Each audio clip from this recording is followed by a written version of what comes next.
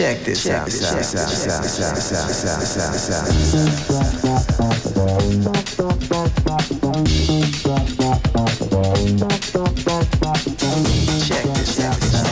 김태현의 정치쇼 3부 우리 경제 뭐가 문제인지 혼쭐나는 시간 혼쭐경제. 오늘은 이광수 명지대 겸임교수 고란 기자와 함께합니다. 안녕하세요. 네, 안녕하세요. 안녕하세요. 한 달 사이에 어마어마한 일들이 일어났습니다. 경제. 아니 저 IMF하고 글로벌 금융위기는 그래도 온다 뭔 일이 있을 것이다. 경제가 큰일 날 것 같다. 뭐가 있었잖아요. 전조현상이나 나름의 예측은 가능했는데 이거는 아무도 예측할 수 없는 비상경이라는 게 뻥 터져가지고 그 이후에 그냥 경제가에 엄청난 충격을 줬어요. 일단 계엄 쇼크와 있었던 그 이후의 경제 상황에 대해서 뭐가 제일 충격적이었습니까? 뭐 환율도 있고 주가도 있고 뭐 금리도 있고 여러 가지 있을 건데 교수님은. 일단 단기적인 현상이기 때문에 단기적인 지표에 좀 집중할 필요가 있는데요. 말씀하신 것처럼 그중에서 환율과 주식시장의 변동성이 굉장히 커진 걸 좀 주목하고 있습니다. 특히 환율 같은 경우에 1450선을 달러 환율이 넘어서고 있는데요. 이거는 과거로 보면 IMF 그다음에 글로벌 금융위기 이후로 세 번째로 굉장히 원화 가치가 떨어진 그런 상황입니다. 그래서 최근에 이런 비상 계엄 때문에 환율이 일단 크게 상승하고 있다. 이렇게 판단하시면 좋을 것 같고요. 또 하나 내수 경제가 굉장히 빠르게 위축되고 있는데요. 그러니까 단기적으로 저희가 어떤 수치를 파악할 수는 없지만 지금 백화점의 이동 차량이 전년 대비해서 26%가 감소하고 있다고 합니다. 지금 제일 많이 갈 텐데. 그렇죠. 가장 특수한 그런 상황인데 매출이 잘 이루어지는 그런데 굉장히 내수 경제도 위축되고 있다. 이렇게 판단하시면 좋으실 것 같습니다. 고란 기자는 뭐를 가장 주의 깊게 보셨어요? 뭐 사실 경제 뭐가 충격이었냐보다는 그냥 그 상황 자체가 너무 충격적이라서. 예, 맞아요. 나타난 경제 지표를 보자면요, 우리 상황이 그렇게 막 좋지 않았던 상황에서 터진 일이기 때문에 뭐 그간 증시가 계속 잘 나가다가 갑자기 하향세로 방향을 틀었냐, 그게 아니라 그냥 원래 떨어지고 있었는데 그냥 더 떨어지라고 이렇게 때려주는 격이고요. 환율 역시나 무슨 1,400원 유노멀 얘기가 나오고 있었는데 그에 대해서 뭐 그래도 괜찮을 거다라고 하는 전망이 있었지만 뭐 진짜 유노멀이 돼버린 상황이고요. 1,500원 얘기까지 나오는 거고 그냥 원래 안 좋아하던 경제에 그냥 더 안 좋게 찬물을 부었다라고 보는 게 맞겠죠. 알겠습니다. 하나씩 얘기 좀 해보죠. 환율. 이게 이제 1,450원을 돌파했어요. 2009년 금융위기 이후에 15년 만이다. 환율이 1,450원 돌파한 게 2번 있었다고 합니다. IMF. 그다음에 금융위기. 글로벌 금융. 그다음에 지금이거든요. 그러면은 더 올라갈 수도 있다는 거예요, 환율 지금? 전 가능성을 높게 보고 있고요. 일단 대한민국 경제의 기초 체력이 뭐 고란 기자님 말씀하신 것처럼 안 좋다는 거죠. 내수뿐만 아니라 수출의 불확실성이 커지고 있기 때문에 환율이 상승한다는 건 원화 가치가 떨어진다는 거고요. 원화 가치라는 건 결국엔 국가 경쟁력을 의미하기 때문에 국가의 경제의 경쟁력이 지금 추락하고 있다. 이렇게 판단하시면 좋을 것 같고 또 하나 이제 제가 우려하는 건 뭐냐면 일종의 환투기 가능성이 있는 거죠. 이렇게 환율의 변동성이 커지면 해치 펀드를 중심으로 해서 한국의 환율에 대해서 공격도 할 수 있고 그래서 좀 상방을 열어놔야 되지 않느냐 이런 상황이 지속된다면 그렇게 보고 있습니다. 아니 보니까 지금 파월이 금리 인하 속도를 낮추겠다 이 얘기를 했고 트럼프 2기 행정부가 출범하면 아무래도 강달러가 계속 지속이 될 거다. 그러면 글로벌 전반적으로 저 달러 강세가 있는 거잖아요. 네네. 그런데 그럼에도 불구하고 유독 우리나라만 환율이 이렇게 널뛰는 급격하게 올라가는 이유는 이것도 역시 이 비상계엄, 대통령 탄핵 요게 원인 중에 하나로 좀 작용을 하는 겁니까? 환율 강세를 말하자면 두 가지 이유가 있겠죠. 하나는 달러가 강해서, 하나는 원화가 약해서. 두 개가 같은 말인데 좀 다르거든요. 이거 보자면요. 일단 제가 아까 2009년 글로벌 금융위기 이후 15년 만에 처음이다라고 해서요. 그 전에 1,450원 넘겼던 때를 보니까 2009년 3월에 달러 인덱스 지수를 보니까 80이에요. 이게 뭐냐면 글로벌 통화 대비해서 달러의 가치가 어느 정도냐를 보는 거거든요. 근데 이때 80일 때 우리나라가 1,450원이었어요. 근데 지금은 달러 인덱스가 108이에요. 네. 근데 우리가 지금 1,450이거든요. 그러니까 굳이 긍정적인 면을 찾자면 지금은 달러 강세다. 달러 강세 시점에서 우리 환율도 지금 현재 약세를 보이고 있는 거다라고 굳이 찾자면 그런 거거든요. 근데 2009년은 글로벌 금융 위기 상황이었기 때문에 이때 보자면 이 서프라임 모기지 때문에 촉발된 사태였잖아요. 미국 자체가 안 좋았었어요. 근데 그때의 상황에서 달러 인덱스가 80이었고 지금 미국 경제가 좋은 상황이니까 108인 거잖아요. 그런데 그 환율 지수로만 보자면 우리가 다른 경제에 비해서 유독 약하다는 거죠. 역시나 국내 정치적 이슈가 있을 수밖에 없고요. 다만 제가 계속 긍정적인 부분을 말씀드리는데 그냥 신흥 국가가 다 안 좋습니다. 그건 긍정적이라는 거. 신흥 국가 다 안 좋아요. 네. 근데 우리나라가 내 대통령 비상계엄 선포가 탄핵됐다고 해가지고 환율이 이렇게 원화가 약세인 이유는 그건 왜 그런 거예요? 아니 국내 정정이 불안하니까 그런 거예요? 원래 안 좋은 상황이었는데 더 안 좋은 거죠. 아니 그리고 사실 환율을 결정하는 가장 큰 요인 중에 하나가 뭐냐면 외국인 투자거든요. 저는 외국인 관점에서 봤을 때 투자하고 싶으시겠어요? 한국 같은 나라. 쟤네는 불안해해서 돈이 빠져나가니까. 네, 맞습니다. 그렇구나. 알겠습니다. 지금 환율이 오르니까 은행 대출이 어려워질 수도 있다. 뭐 이런 이야기도 있던데 이건 왜 그런 거예요? 은행 입장에서는 가장 중요한 게 자산 건전성이 사실은 중요한데 그래서 일종의 자본 비율을 이렇게 규제하고 있고요. 그런데 외화 자산을 은행들도 많이 갖고 있지 않습니까? 그런데 이에 달러 자산을 갖고 있으면 이렇게 변동성이 커지면 위험 가중 자산 비중이 일단 커지는 거죠. 그래서 할인 비율이 높아진 자산의 가치가 커지니까 그런 부분에 대해서 일종의 디스카운트가 되는 거고요. 그냥 직접적으로는 달러 부채 같은 경우에 엄청나게 커지는 거죠. 원화로 환산하면. 그래서 부채는 커지고 자산은 조금 그러니까 위험한 자산이 비중이 커지다 보니까 전반적으로 은행 입장에서는 자산을 관리해야 되고 그렇게 되면 뭐 대출이라든가 이런 부분에서 소극적으로 나설 가능성이 있거든요. 그런 측면에서는 저는 사실은 가장 우려되는 건 신용등급입니다. 그래서 뭐 국제 신용등급 회사들이 한국의 금융기관에서 신용등급을 매기지 않습니까?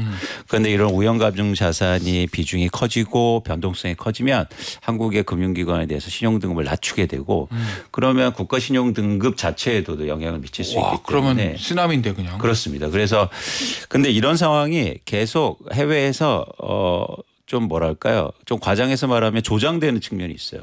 그래요? 그러니까 해외 투자자나 해외 국가 입장에서는 한국이 안 좋아졌으면 좋겠죠. 어느 나라고 한국이 잘 되기를 막 바라는 나라는 사실 없을 겁니다. 그런 입장에서는 이런 어떤 분위기가 조성되는 것도 좀 유익 있게 좀 보고 있습니다. 주가 흐름은 원래 안 좋은데 더 안 좋죠. 더 안 좋잖아요. 대통령이 밸류업 한다고 그러더니 그냥 밸류를 0으로 만들어버리는 그런 일을 했는데 0 말고 다운으로 하시죠. 다운, 다운을 하겠습니다. 밸류 다운을 하는 일을 벌였는데 어쨌든 이것도 우리나라 전국이 좀 불안하면서 불확실성이 계속 되니까 주가가 이렇게 안 좋은 거예요? 말씀드린 대로 원래 안 좋았어요. 원래 안 거기다가 지금 이제 원래 안 좋은 상황에서 계엄 상황 나오니까 이제 2,300선까지 밀렸다가 그 다음에는 이제 우리 우주 방어 연기금이 이제 동원이 되면서 일단 올려놨거든요. 그럼 여기서 추세적으로 바닥 찍고 반등해서 상승으로 방향 틀었냐? 아니에요. 그냥 원래 떨어지고 있었는데 그냥 원래는 30도 각도로 떨어지다가 갑자기 계엄 나오니까 각도가 60도로 그냥 더 급하강했다가 다시 그걸 30도 각도로 올리는 정도로 다시 이제 반등이 나왔다가 다시 또 떨어지고 있는 상황이다라는 느낌이거든요. 앞으로 어떻게 전망하세요? 그럼 앞으로도 좋을 게 없죠. 좋을 게 없는 게 우리가 무슨 나라인가요? 우리 수출로 먹고 산 나라거든요. 수출 증가율이 8.5%였어요 연초에. 근데 지금 1.5예요. 내년은 더 안 좋을 것 같아요. 좋을 게 진짜 없는 거거든요. 제가 주식 얘기 나오니까 갑자기 생각나는 재밌다기보다는 인상적이었던 게 제가 최근에 어떤 드라마를 하나 봤거든요. 그 드라마가 한국 그 정부가 위기 상황이었어요. 2019년에 제작된 드라마였거든요. 그때 나왔던 게 뭐냐면 그래서 시장의 문을 닫자라는 국무회의가 열렸어요. 대통령이 문을 바람과 관련된 돌풍. 아니요? 19년 제작이라니까요. 19년 제작이요? 네, 이거 말해도 되나? 아무튼 그래서 이제 그래서 대통령 권한 대행이 말씀하시는구나. 권한 대행이 문을 열자라고 했어요. 그러니까 반대하는 국무위원들이 뭐라고 했냐면 지금 문을 열면 코스닥 지수 700이 무너집니다. 지금 얼마인지 아세요? 600선입니다. 그러네. 나 기억난다. 그 대사 그 장면 기억나요. 지금. 그래요. 지금 그렇게 우리 상황이 안 좋은 거죠. 계속 안 좋을 거라 이렇게 전망하세요 내년에도? 그러니까 뭐 말씀하신 것처럼 사실은 주가가 안 좋을 거라기보다도 오를 가능성이 있느냐. 그런 측면에서는 가능성이 낮다고 보고요. 그러니까 올라가면 뭔가 이유가 있어야 되는데 그런데 저는 사실 2025년 그러니까 조건을 달고 한국의 주식시장을 좋게 보고 있습니다.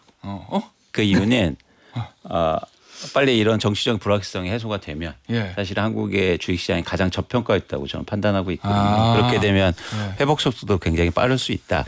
사실은 골이 깊으면 뭐 이런 거구나. 그렇습니다. 왜냐하면 주식시장은 항상 선행 지표이기 때문에 한국이 나중에 수출이 좋아질 거 내수가 좋아질 거를 미리 반영할 수 있다. 그래서 빨리 이 상황을 정리하는 게 필요하지 않느냐 그런 그런 생각을 좀 하고 있습니다. 자, 안 좋은 거 계속 얘기합니다. 지금 저 환율은 올라가고 자 그리고 저 주식은 떨어지고 자 코인은 어떨까요? 코인이요. 자, 한 달 전에 고란 기자의 멘트입니다. 계속 오를 거다. 제가 언제 계속 오를 거라고 했습니까? 아니 대세 장기적으로 장기적으로. 네. 아이고 등락을 이게 그럼요. 등락은 있지만 장기적으로는 우상향이다. 지금 한 달이 지금 장기인가요? 그러면 한 달 사이에는 좀 떨어진 건 맞는 거잖아요. 아니 지금. 이게 뭐냐면 10만 달러까지 왔잖아요. 그 이제 직전 고점이 3월에 기록한 7만 8천이었거든요. 7만 3천이었는데 거기서 그걸 뚫고 와서 원래 고점 돌파하려면 상당히 좀 힘들어요. 모든 게 가격이 그렇지만. 그렇죠. 그런데 트럼프 당선 이후에 7만 3천을 너무 쉽게 돌파했습니다. 그러다가 이제 10만 달러까지 그냥 직행을 한 건데 이게 원래 가격이 전고점을 뚫으려고 하면 매물 소화 과정을 거쳐야 되거든요. 그렇죠. 무슨 말이냐? 기존에 있었던 투자자들이 전고점 지났네? 그럼 좀 팔아볼까? 하는 매물이 나왔어야 되는데 안 나왔어요. 다들 대세 상승론을 기대해서 안 팔고 쥐고 있는 거네. 그리고 쉽게 말해서 시장에서 보자면 그 호가가 얇다는 얘기를 하거든요. 그러니까 매수하려는 사람과 매도하려는 사람 자체가 숫자 자체가 적어요. 그러다 보니까 어떤 누군가가 주체가 나와서 약간만이라도 던지면 그걸 받아줄 효과가 없다 보니까 가격이 좀 밀리는 경향이 있거든요. 지금 10만 달러 선을 놓고 공방이 일어나고 있는 거고요. 지금 팔고 있는 주체는 장기 보유자들, 비트코인을 장기 보유했던 사람들. 이 사람들 입장에서는 지금 매도를 해도 뭐 2배 정도 수익은 뭐 충분히 확보하고 있는 상황이기 때문에 이들이 매물 소화 과정을 거치면서 이제 올라가는 거고 긍정적이라고 하면 가상자산의 경우에는 이게 그 조정을 받을 때 30% 기본으로 깔고 갔거든요. 이번엔 조정이 나와봐야 10%라는 거. 그럼 대세 상승에는 지장 없다. 지장 없다. 네. 그래요. 알겠습니다. 이게 파월이요. 연준은 비트코인을 소유할 수 없다.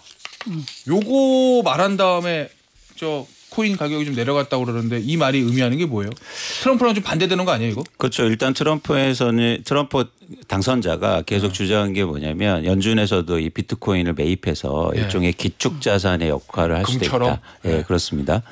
그런 이제는 의사 표현을 많이 했는데 파월이 직접적으로 뭐 그럴 의사라든지 의도는 없다 이런 말을 해서 시장에서 좀 출렁거렸는데요. 전 이걸 정치적인 좀 발언이라고 생각합니다. 그러니까 모든 걸 대주면 사실 안 되잖아요. 그런 측면에서 지금 일종의 트럼프 당선자와 그다음에 파월이 줄다리기를 좀 하고 있는 거 아닌가. 뭐 금리라든가 아니면 이런 암호화폐 관련해서 가상자산 관련해서도 그런 상황으로 이해하고 있고 뭐 향후에 변화 가능성을 좀 봐야겠죠. 알겠습니다. 코인 관련해서 하나만 짚어보죠. 코인 가격이 많이 올랐잖아요. 어쨌든 북한 해커 얘기도 나오거든요. 이 북한이 외화벌이 수단이 2개가 있다라고 합니다. 하나가 이게 약간 전쟁인데 전쟁에 군인들 파견하는 거. 이건 좀 되게 안 좋은 거죠. 우크라이나에서 많이들 죽었다고 하니까. 그리고 두 번째가 해커. 이 김숙희라고 하거든요. 옛날에는 막 슈퍼노트 가지고 위조 지폐 찍어낸다는 얘기도 있었는데 이제는 그거보다 그냥 해킹을 해킹이 좋습니다. 왜냐 이게 그 익명성이라고 하잖아요. 익명성이 이게 그러니까 계좌로 가면 이렇게 지갑 주소로 가면 다 추적이 돼요. 그래서 이 돈이 와서 누가 해킹했는지 다 알아. 근데 이 지갑 주소의 주인이 누군지 몰라서 이제 익명성, 가명성이라고 하는 거거든요. 근데 이게 좋은 게 뭐냐면 북한 입장에서 좋은 게 뭐냐면 우크라이나는 직접 가야 되잖아요. 근데 이제 해커들은 그냥 뭐 IP 우회해가지고 그냥 북한 안에서도 그냥 할 수 있습니다. 인프라만 받쳐주면은 해킹 사업이 굉장히 뭔가 이렇게 북한의 외화벌이에 굉장히 중요한 수단인 거고요. 그리고 또 이쪽으로 이렇게 계속 개발하다 보면 이게 점점점 실력이 늘어가잖아요. 이게 전 세계에 발생하고 있는 이 프로토콜 해킹이라고 하는 거거든요. 쉽게 말해서 이제 웹3 이 블록체인 세상에 신한은행, 국민은행, 뭐 이런 하나은행 이런 은행들이 있어요. 그 은행들 프로토콜의 60% 해킹이 북한이 저지르는 거예요. 능력이 좋다는 얘기죠. 그래서 그럼 한미 공조 계획까지 있다고 하는데 이걸 잡자 이거예요, 그러면? 이거 잡았으면 좋겠다라는 게 약간 희망사항이 반영된 것 같아요. 잡기 어렵거든요. 근데 한미 공조를 왜 하냐고 하면 이게 또 북한만이 갖고 있는 그런 특성들이 있기 때문에 그 특성은 한국이 좀 잘할 거야라고 해서 한미 공조를 한다는 건데 솔직히 말씀드리면 잘 못 잡습니다, 이거. 미국도 피해가 막심한가 보죠? 네, 아무래도. 미국은 피해가 막심한데 약간 그 뭐라고 해야 되나 이 오프라인 채널을 통해서 잡아내더라고요. CIA 등이 직접 잡아다가 예. 알겠습니다. 자, 반도체 얘기 좀 해볼게요. 트럼프 2기 출범 직전인데 지금 바이든 정부에서 삼성하고 SK 하이닉스의 반도체 보조금을 확정했습니다. 규모는 좀 줄어들긴 했지만 그래도 다행이네. 받는 게 어디야? 약간 이 분위기인 것 같아요. 그렇습니다. 일단 그 트럼프가 당선되면서 계속 발언을 하는데 일단 보조금을 줄일 수 있다. 아예 안 줄 수 있다. 뭐 이런 얘기들이 좀 나왔는데요. 이번에 확정되면서 시장의 불확실성을 좀 해소시켰습니다. 특히 삼성전자 같은 경우에 약 7조 원에 달하는 47억 달러 정도를 이제 보조금으로 받게 됐고요. 근데 앵커님 말씀하신 것처럼 기존보다도 한 26% 정도 감소했어요. 근데 그 이유가 뭐 강제로 줄인 것보다 투자금이 줄었기 때문입니다. 그러니까 기존에 삼성전자가 최근에 반도체 업황이 좀 불확실성이 크다 보니까 상대적으로 미국에 투자하는 전체 투자 금액을 줄였거든요. 근데 그거에 비례해서 줄었다고 보고 있고요. 그런데 조금 더 긍정적인 건 뭐냐면 이런 어떤 보조금을 직접 받은 것뿐만 아니라 예를 들어서 대만의 TSMC는 전체 투자금 대비해서 10% 정도를 보조금을 받았거든요. 근데 삼성전자는 12.8%로 사실 보조금 규모가 좀 더 컸습니다. 그래서 일단 보조금을 지급받게 됐다는 건 한국의 회사들한테는 굉장히 긍정적인 뉴스다 이렇게 판단하고 있습니다. 아니 근데 이게 어쨌든 지금 확정되고 지금 사인한 거잖아요. 네네. 근데 이제 지급 시기 자체는 트럼프 대통령이 하는 거란 말이에요. 네네. 워낙 트럼프 대통령이 예측 불허기 때문에 이거 변수가 생길 수도 있어요. 나 안 줄래 뭐 이러고. 이번에 체결된 제약이 이게 지난 4월에 이제 체결됐던 게 우리가 보조금을 받는다라고 했던 게 예비거래각서 PMT라고 하거든요. 근데 이거 법적 구속력이 없습니다. 근데 이번에 한 거는요. 그 칩스법이라고 민주공화 양당의 지지를 받아 통과된 법안입니다. 법안에 따라서 집행된 거기 때문에 안 줄 수는 없고요. 근데 일단 지연시키는 방법으로 해가지고 피를 말리게 할 수는 있죠. 근데 이 부분에 대해서 이 삼성이 투자한 대표적인 그 주가 텍사스주예요. 그 텍사스주는 어떤 주인가요? 공화당 판이죠. 네, 그럼 공화당에 있는 그 의원들이나 주지사들이 이거 트럼프 행정부에서 안 준다고 하면은 반발하겠죠. 왜냐면 일자리 문제가 있으니까. 맞습니다. 그러니까 아마 반도체법 폐기 이거 하거나 아니면 뭐 보조금을 지연해서 준다거나 이 부분에 대해서 아마 반대할 거라고 보고 있습니다. 그래요? 대표님 어떻게 보세요? 근데 이런 부분에서 좀 고려할 사항이 일단 공장을 지원했기 때문에 보조금을 주든 안 주든 가동을 해야 되거든요. 그리고 또 하나 뭐냐면 삼성 입장에서 나쁘게 말하면 이거 물린 건데요. 네, 그리고 또 하나 뭐냐면 트럼프가 지금 어떤 전략을 쓰냐면 인센티브가 아니고 페널티를 쓸 거예요. 예를 들어서 생산 안 하면 관세를 하겠다. 그러니까 사실은 보조금을 안 줘도 어쩔 수 없이 공장을 가동하게 될 수밖에 없고 또 하나 제가 들어간 돈이 있으니까. 그렇습니다. 또 하나 우려하는 건 이제는 이게 직접적으로 어떤 얘기들을 예를 들어서 텍사스주 말씀하셨는데 이제 임금을 올리는 얘기를 하고 있어요. 그래서 공장은 어쩔 수 없이 돌려야 되는데 또 임금도 올라가는. 그래서 과연 저는 우려가 됩니다. 삼성전자가 이 보조금 뭘 받는 거 이걸 또 별개로 해서 미국에서 공장을 돌려서 진짜 돈을 벌 수 있고 또 한국으로 돈을 갖고 올 수 있는지 이런 부분에 대해서 우려가 사실 큽니다. 알겠습니다. 지금 뭐 트럼프 측 인사들하고 줄을 내려고 전 세계가 난리거든요. 네. 지금 일본은 지금 저 아베 총리의 미망인이죠. 아키바 여사인가요? 대통령 트럼프 대통령 만났고 저 캐나다 총리도 만났고 그다음에 갑자기 이름이 생각 안 나네. 프랑스 대통령도 만났고. 마크롱. 근데 마크롱 맞아요. 근데 우리나라는 지금 대통령이 직무정지이기 때문에 못 만나고 이런 상황인데 신세계 정용진 회장이 가서 만났어요. 15분간 마라라고 리조트에서 면담했다고. 그래서 15분간 만났는데 제가 이 보도가 되게 크게 나오더라고요. 이거 보면서 느낀 게 뭐냐면 야 오죽 없었으면 이걸 이렇게 크게 보도하냐. 그리고 우리나라 지금 선이 다 거의 끊기 있는 상태니까. 그러니까요. 게다가 정용진 그 회장의 비즈니스라고 하는 게 사실 우리나라의 그 메인 수출 품목도 아니잖아요. 유통이니까. 네, 게다가 이 사이즈가 봐도 기업 사이즈가 봐도 조금 약간 좀 밀리잖아요. 예. 그런데도 불구하고 이게 만났다고 해서 그 이제 정영진 회장에게 우리 한미 관계 가교 역할을 기대하고 앞으로 관세 부분 어떻게 될 것 같니라고 이렇게 다 물어보는 그 현실이 너무 안타깝더라고요. 오죽 물어볼 사람이 없었으면 이랬을까라는 생각이 들어서. 그래요. 알겠습니다. 예를 들어서 뭐 삼성의 이재용 회장이 만났거나 저 그럼 현대차의 뭔가 더 정의선 부회장이 얘기가 만났으면 나왔겠죠. 그런 좀 달랐을 수 있다. 네. 그 대표적으로 저는 일본 얘기하고 싶은데 우리 손정희 일본 사람입니다. 마사요시 손. 예. 그분은 트럼프를 옆에도 앉혀두고 같이 기자회견을 하는 분이에요. 일본은 이 정도예요. 근데 우리는 15분 비공개로 만난 거 가지고 이렇게.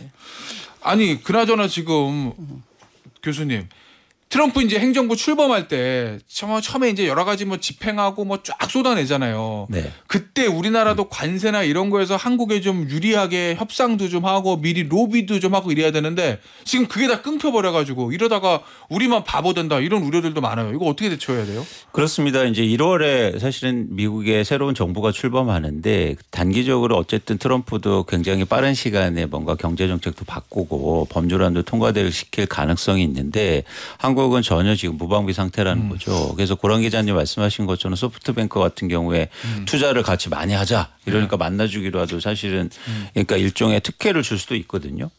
그런데 지금 한국은 전혀 준비가 안 되고 있다. 맞아요. 기업뿐만 아니라 정부 그리고 또 하나 뭐냐면 사실 정부 역할이 굉장히 중요한데 지금 거의 무정부 상태이기 때문에 좀 우려가 되는 상황입니다. 알겠습니다.